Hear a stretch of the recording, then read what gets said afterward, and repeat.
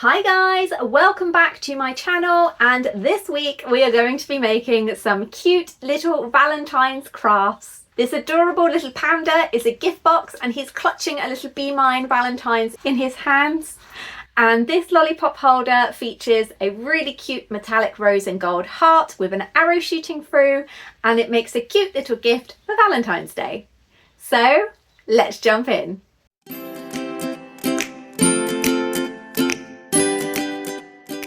To get started with the Panda Gift Box, we're going to need some cardstock.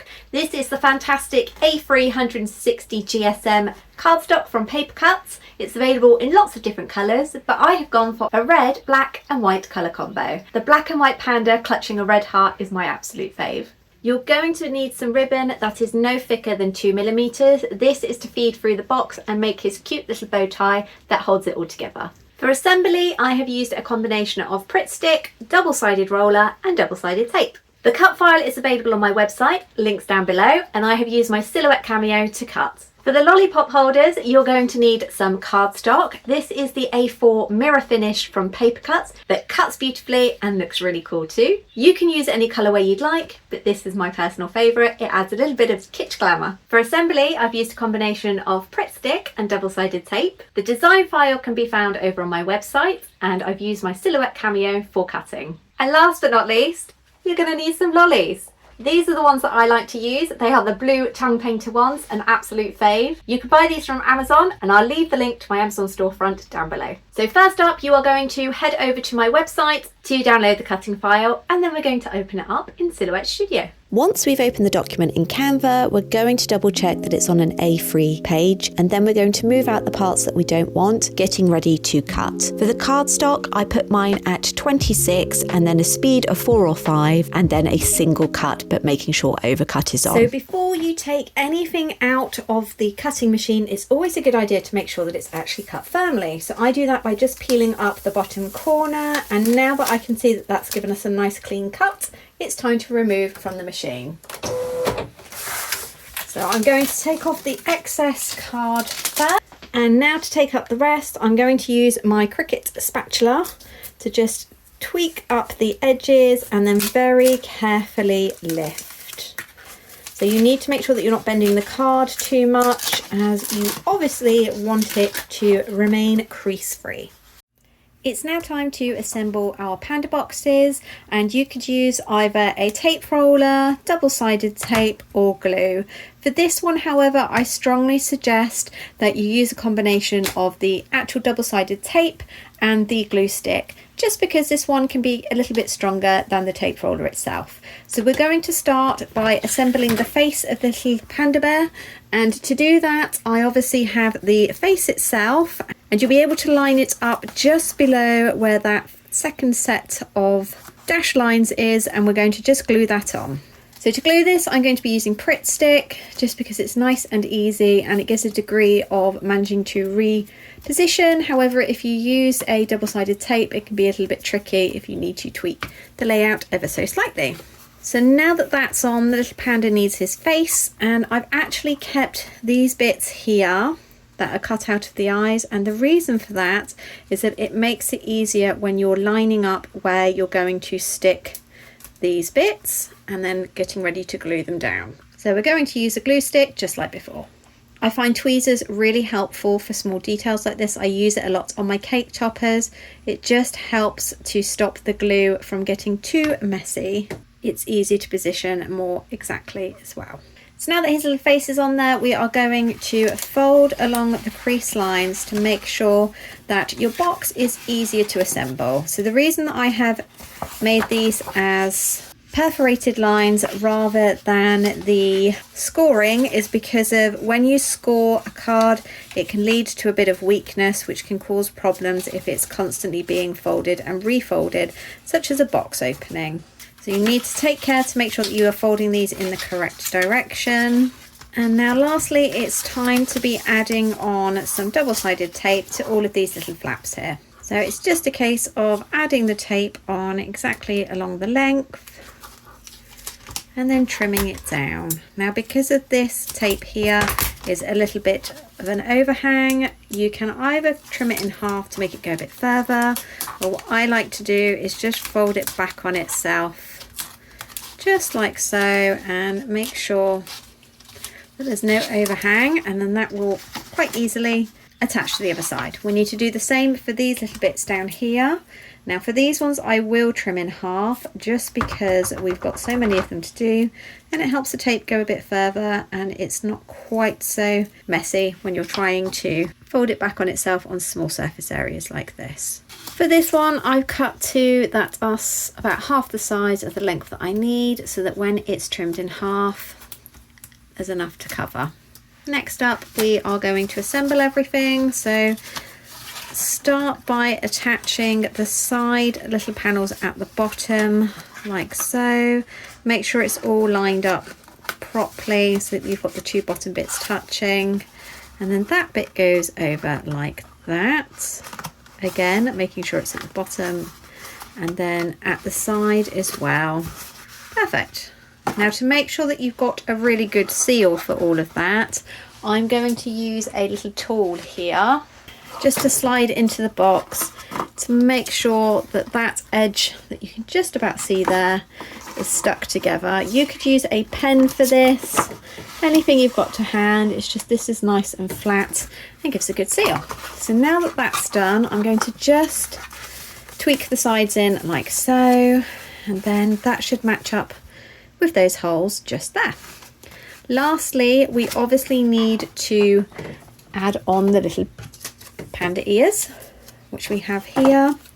Now if you have a double-sided roller you can use that for this bit here. So I've just added some tape on the back, and I folded the face over, made sure it's in the middle, and there's his little ears. Now before we put on his tummy and his hands, we are going to add in the ribbon. Now I've chosen a nice gold ribbon. I'm going to actually make it longer than I need it, so I've cut off a piece there. It's about 25 centimeters, and I'm going to feed it through these bits here. You can do this while it's flat. That's sometimes a little bit easier to do, but it can cause bumps when you're trying to put everything together, so I prefer to do it at the end. Then just make sure these two are even. We're going to flip the panda face over and feed these through to the outside, and then we are going to just tie a very simple bow. We're going to trim it down at the end, but for now we're just keeping it like that until we filled it with our sweeties. Now obviously our little panda is going to need his little heart, his Be Mine heart, so we're going to add that on again with a glue stick. Then we're going to position it in the middle and just stick it down like so. The last step is adding his little hands that are going to be clutching the heart, and for that we need to fold over the crease marks, and we are going to be using double-sided tape roller just because it's easy to apply, and then we are going to position it so that it fits on the side of the box over the top of the heart, and then repeat the same for the other side. Obviously try and make sure that these are roughly the same amount down the little panda. So this has been designed so that this bit is a little bit 3D. He's clutching the heart there, so it's supposed to stick out. And now our little guy is ready to fill with treats. When it comes to filling up your little panda guys, it is a case of just untying the ribbon, opening up the top flap, and then just popping in your little treats.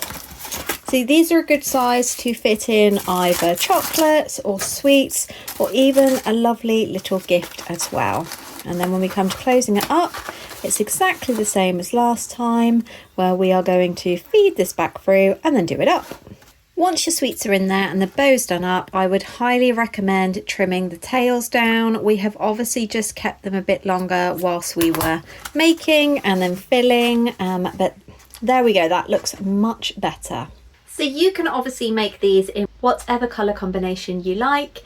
The black has always been my favourite. In fact, it was designed with this colour combination in mind, but a couple of years ago there was a blockbuster of a film that featured a red panda, and I started getting requests for a red version instead.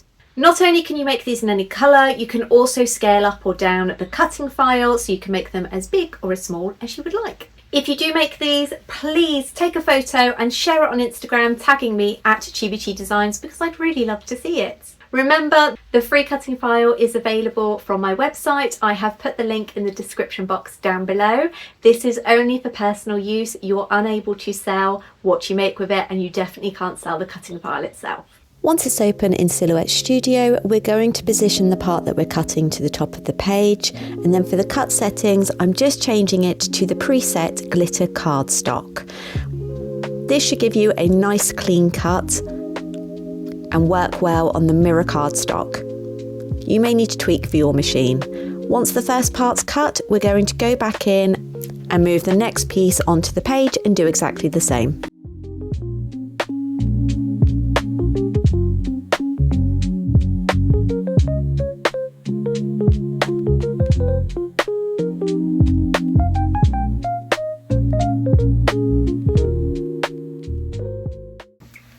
So out of the mirror cardstock, we've now got this cute little lollipop holder and also these gold arrow bits that go on there. So the next step is to obviously secure those down. The one little tip that I will give you is that because this is a mirror image of the top one, you need to make sure that you are sticking these arrows to exactly the right spot, because they are not symmetrical. So if you try to put them on the wrong place, like up here, you'll get a slight shadowy overhang. So this one goes down the bottom there. So now we are going to use a Pritt stick just to secure those all on.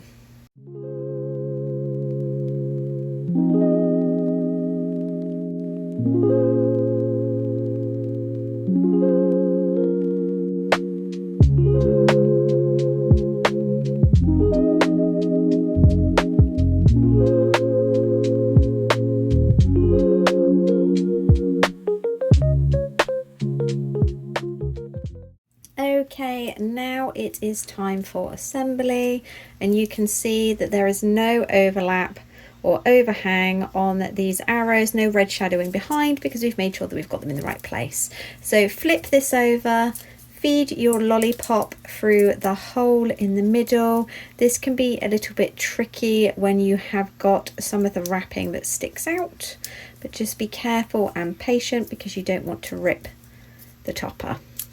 Once that's pushed right to the front like that, we then need to get some double-sided tape, and we are going to put it on one side of the heart curves, just like so.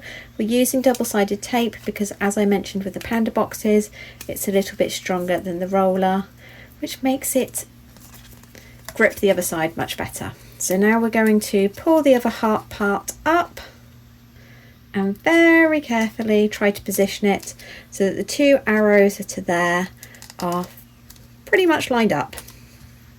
And there we have it, a really cute little Valentine's heart ready to give out.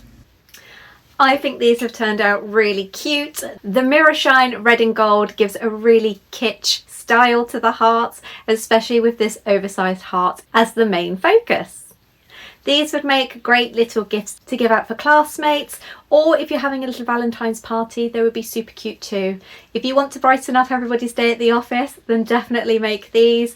These lollipops are the kids in Chibi Junior's class absolute favourites. Whenever I gift them some with these blue tongue painter lollies, I always get messages from the mum thanking me profusely, and I love it when the kids come up after class to give me a high five and a thank you too. I will of course drop the link for the lollipops down in the description box down below. If you want to make your very own, I am giving away the cut file for these for free over on my website. The link for this is down in the description box below.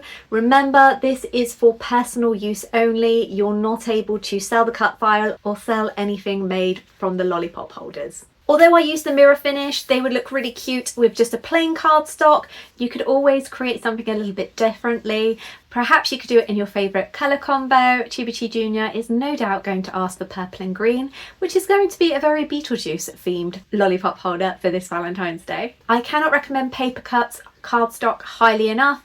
As you can see from the mirror, it cuts beautifully but holds well when it's all assembled for the Lollipop holder. They've got such a different array of styles on there, including metallic shards and even glitter cardstock too, which would look really cool. I will drop the links for the cardstock that I've used in the description box down below. I really hope that you have enjoyed this week's Valentine's craft video. If you are going to be making any of these treat boxes yourself, the links to the cut file and for everything that I've used are in the description box below this video. Definitely shoot a photo and tag me over on Instagram at ChibiChiDesigns so I can see your wonderful creations. A huge thank you to the amazing Paper Cutz for not only sponsoring today's video, but also for supplying me with all of their fantastic cardstock to make these designs a reality. If you have any comments or questions, drop them down below and I will definitely get back to you. Thank you so much for watching and I will see you next week. Bye!